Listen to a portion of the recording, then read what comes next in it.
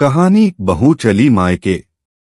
गांव के बीचों बीच एक बड़ा सा मकान था जहां रामप्रसाद जी अपने परिवार के साथ रहते थे। परिवार बड़ा था, पति पत्नी, दो बेटे बहुए और पोते पोतियां। बड़ा बेटा राजेश और उसकी पत्नी सविता कई सालों से साथ रह रहे थे। सविता एक सीधी सादी, परिश्रमी और संस्कारी बहू थी, लेकिन घर का माहौल हमेशा शांत नहीं रहता था। राजेश की मां यानी सासू मां कभी कभी सविता की मेहनत को अनदेखा कर देती। सुबह से रात तक वह घर के सारे काम करती, लेकिन उसकी छोटी छोटी गलतियों पर भी टोकाटाकी होती रहती। एक दिन की बात है, सविता ने थककर कहा, अम्मा, मैं पूरा दिन काम करती हूँ, फिर भी आपको मुझसे शिकायत ही रहती है।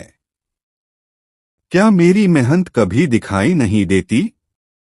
सास बोली, बहू, ये घर है, कोई होटल नहीं।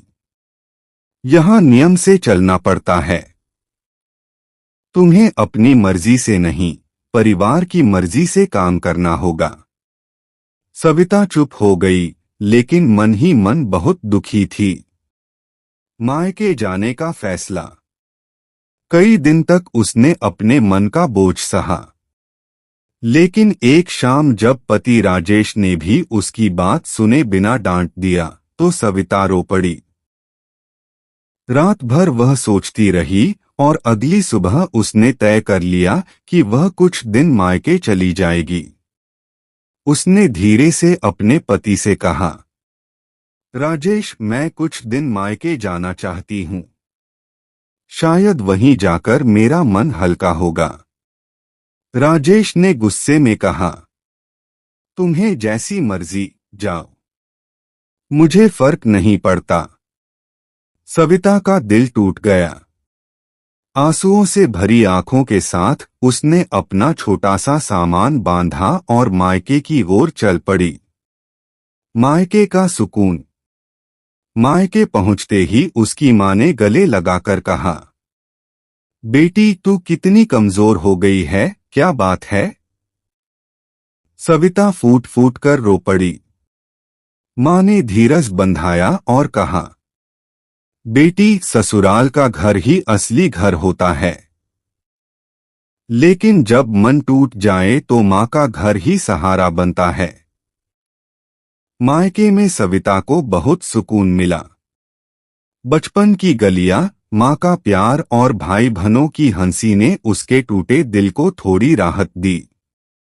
ससुराल की याद। कुछ दिन बाद ससुराल में उसकी कमी सबको महसूस होने लगी। घर के सारे काम बिखर गए। बच्चे बार बार अपनी मां को याद करने लगे। राजेश को भी धीरे धीरे एहसास हुआ कि उसने गुस्से में अपनी पत्नी का कितना दिल दुखाया है।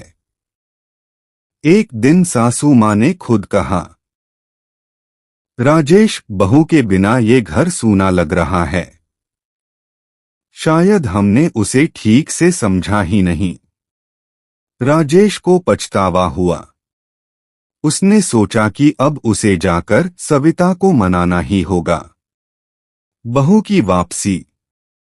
राजेश अपने छोटे बेटे के साथ मायके पहुंचा। सविता को देखते ही उसका दिल भर आया। उसने धीमे स्वर में कहा, सविता, मुझे माफ कर दो। मैंने तुम्हारी मेहनत और प्यार की कद्र नहीं की। घर तुम्हारे बिना अधूरा है। वापस चलो।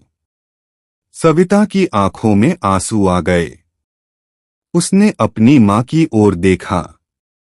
मां ने मुस्कुराते हुए कहा, बेटी, यही तेरी असली जीत है। तू चाहे तो गुस्से में रह सकती थी, लेकिन देख, तेरे धैर्य ने पूरे परिवार को बदल दिया। सविता ने सिर झुका लिया और पति के साथ ससुराल लौट आई। सीख। उस दिन के बाद परिवार ने सविता की मेहनत और त्याग की कदर करनी शुरू कर दी। घर का माहौल बदल गया। सासू माँ भी अब बहू की तारीफ करती और राजेश हर बात में उसका साथ देने लगा। कहानी से शिक्षा।